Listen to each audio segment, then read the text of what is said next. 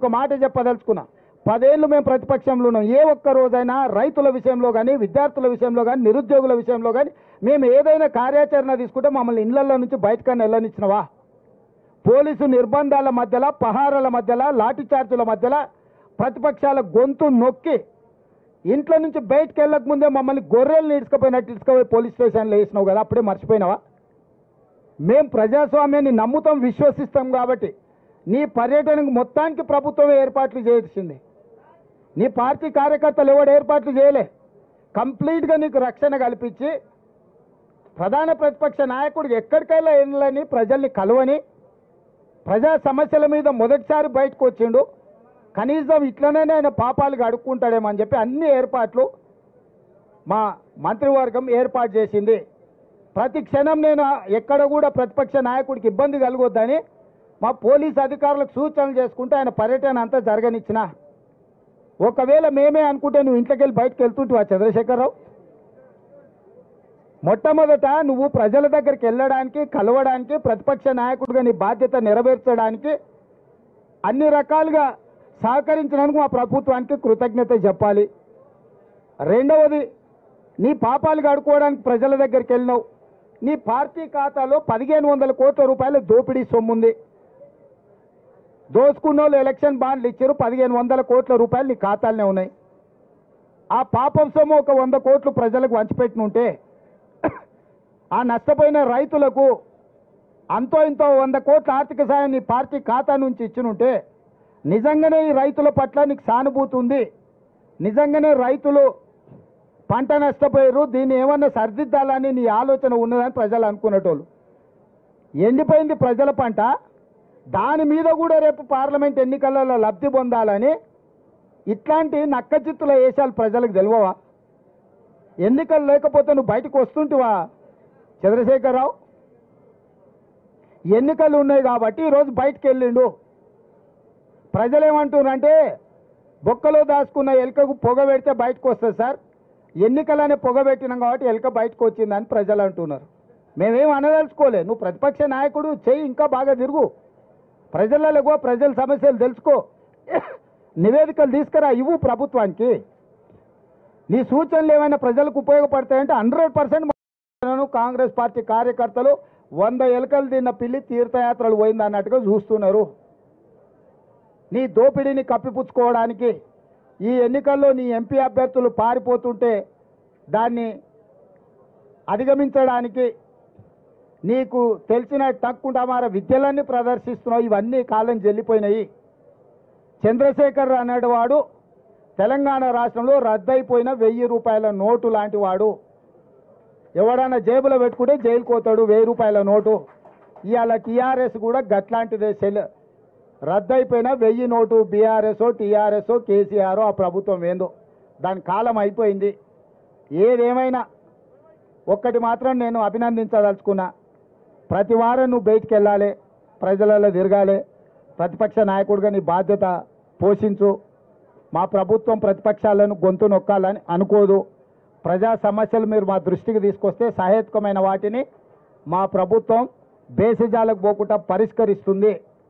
Media మిత్రులకు కూడా ఏ విధంగా అయితే 2023 డిసెంబర్ 3 నాడు కాంగ్రెస్ పార్టీని గెలిపించి డిసెంబర్ 9 నాడు మా గ్యారెంటీలు అమలు చేయడానికి సహకరించినరో అదేవిధంగా ఇండియా కూటమికి కూడా సహకరించండి. జూన్ 4 తారీఖు నాడు ఫలితాలు, జూన్ 9 తారీఖు నాడు ఢిల్లీ రామ్లీలా మైదానంలో ప్రమాణ స్వీకారానికి మీరందరూ రావాలి. ఎర్రకోట మీద ఇండియా కూటమి 3 రంగుల జెండాను ఎగరేస్తాము. జూన్ 9 నాడు మీరందరూ కూడా ఢిల్లీకి రావాలి. మీరు లైవ్లో మన తెలంగాణ ప్రజలకు తెలుగులో మంచిగా చెప్పాలి. నేను అనేది అదే అంటున్నా, బుర్ర లేకుండా వితండవాదం చేస్తున్నాడు. హైదరాబాద్ నగరానికి తాగడానికి నీళ్లు లేవు, మీరు బోర్లు ట్యాంకర్లు అంటుండు. అసలు బుర్ర ఉందా కేసీఆర్కు? మిషన్ భగీరథ ద్వారా కృష్ణానది జలాలను ఇవ్వాల్సిన దానికంటే ఎక్కువ ఇస్తున్నాం. భూమిలో ఉన్న నీటి టేబుల్స్ పడిపోవడం వల్ల బోర్లు ఎండిపోయినాయి. అంతకుముందు నువ్వు కూడా మధ్యతరగతి మనం నల్లా నుంచి వచ్చే నీళ్లు వంటలకు కానీ మన ఇంట్లో తాగడానికి వాడుకునేది. మన ఇంటి అవసరాలు, అంట్లు తోముకోవడానికి, స్నానానికి, ఇతర అవసరాలకు మన ఇంట్లో ఉండే బోర్ నీళ్లు వాడుకునేది. ఇప్పుడు బోర్ ఎండిపోయింది కాబట్టి ఈ నీళ్లతో పాటు అదనంగా బోరుతో వాడుకునే నీళ్లను ట్యాంకర్లలో కొనుక్కుంటున్నాము. ఇవాళ మేము దాదాపుగా 1000 ట్యాంకర్లతోని ట్యాంకర్ బుక్ చేసిన 12 గంటల లోపలనే ప్రతి వాళ్ళకి నీళ్ళు అందిస్తున్నాము. అభినందించాల్సింది పోయింది, ట్యాంకర్లు వచ్చినాయి అంటున్నాడు. గ్రౌండ్ వాటర్ ఎప్పుడు వాడిపోయింది? వర్షాకాలంలో వర్షాలు రాకపోవడం వల్ల ఇప్పుడు గ్రౌండ్ వాటర్ వాడిపోయింది. నాగార్జున సాగర్లా, శ్రీశైలంలో అన్నిట్లల్లా డెడ్ స్టోరేజ్కి వెళ్ళిపోయినాయి. ఆ డెడ్ స్టోరేజ్ నుంచి మనము ఈరోజు నగరానికి తాగునీటి సమస్య తీవ్రతను దృష్టిలో పెట్టుకొని కొన్ని దగ్గరలలో కొంత కష్టమైన, రైతులకు కొంత నష్టమైన తాగునీరే మొదటి ప్రాధాన్యత. ప్రపంచ నీటి విధానము నీళ్లుంటే మొదట తాగడానికి, తాగు, సాగు, విద్యుత్తు, పరిశ్రమలు 4 ప్రాధాన్యతలు. ఇప్పుడు తక్కువ నీళ్లు ఉన్నాయి కాబట్టి తాగునీటికే వాటిని పొదుపుగా వాడి ఏప్రిల్, మే, జూన్ ఇంకా 90 రోజులు ఉంది ఎండలు. 90 రోజుల కోసము పొదుపుగా చుక్క చుక్క, బొట్టు బొట్టు లెక్క కట్టి ప్రతి పేదవాడికి తాగునీటి సమస్య రాకుండా ఉండడానికి, అదేవిధంగా బోర్లు పడిపోయినాయి, ఎండిపోయినాయి కాబట్టి ట్యాంకర్ల ద్వారా ఇంటి అవసరాలకు కూడా నీళ్ళు అందించి పూర్తిగా సమీక్షించుకుంటూ, పర్యవేక్షించుకుంటూ ప్రజలకు ఇబ్బంది జరగకుండా గ్రామాలలో ఉన్న బోర్లను కూడా కొత్తగా ఫ్లెషింగ్ చేసి వాటిని రిపేర్ చేస్తున్నాము. కొన్ని దగ్గరలో ఇప్పుడు వరి కోతలు అయిపోయినాయి, రైతులకు ఉన్న బోర్లు నీళ్లు ఉంటే ఆ బోర్లను కూడా తీసుకొని ఆ నీళ్లను కూడా ట్యాంకర్లలో ఊర్లలో ప్రజలకు సరఫరా చేయడానికి ప్రణాళిక సిద్ధం చేసినాము. చిన్న చిన్న చెరువుల మీద ఉన్న తాగునీటి వనరులను కూడా ఇప్పుడు పూర్తిగా రిపేర్లు చేసుకొని తాగనికే నీళ్ళు అందిస్తున్నాము. ఇవన్నీ మేం చేస్తుంటే నువ్వు వ్యవసాయానికి నీళ్ళు ఇవ్వలే, ఎండిపోయినాయి. ఎండిపోయినాక ఎందుకు చెప్తున్నావు? మరి అది మొదలుపెట్టినప్పుడే చెప్పుండొచ్చు కదా ఈ సలహా ఏదో. అంటే ఎండిపోయినాక, ఇల్లు కాలినాక ఆ మంటల కాడ చలి కాసుకుందామని చంద్రశేఖరరావు ఎదురు చూస్తున్నాడు.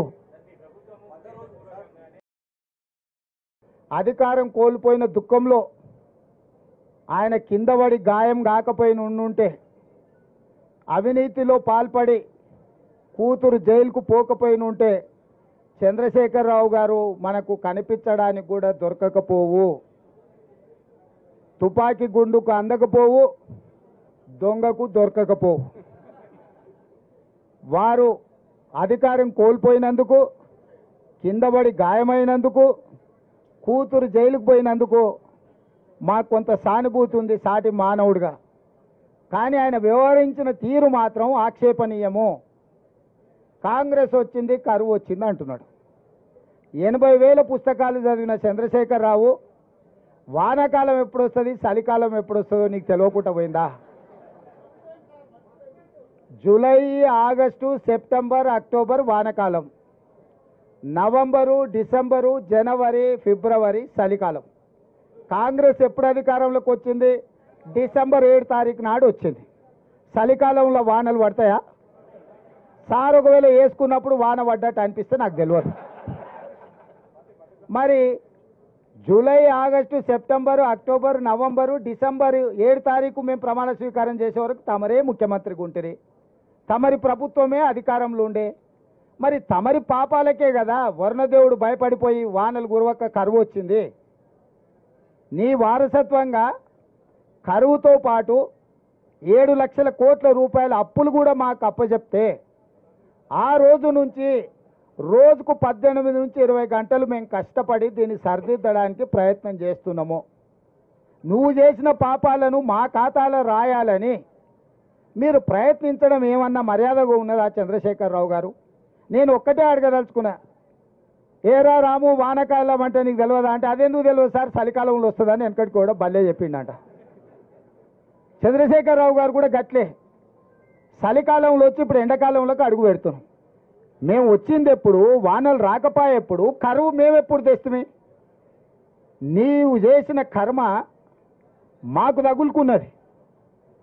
నువ్వు చేసిన పాపాలు ఎట్లా నీ పిల్లలకు తగులుకొని జైలుకోతురో, ముఖ్యమంత్రిగా ఈ రాష్ట్రానికి చేసిన నువ్వు అన్యాయము ఆ వానకాలంలో వానలు పడకపోవడం వల్ల, 23లో వానలు పడకపోవడం వల్ల 24లో కరువు వచ్చింది.